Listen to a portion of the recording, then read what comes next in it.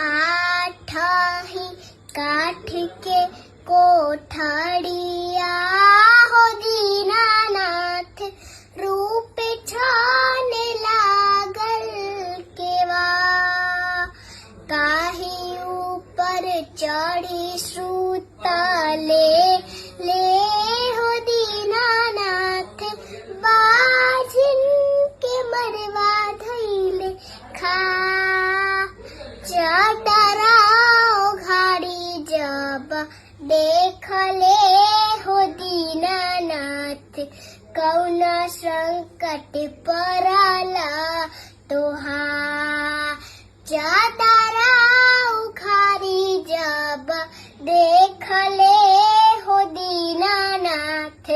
कौन संकट पड़ला तोहा पुत्र संकट पड़ला मो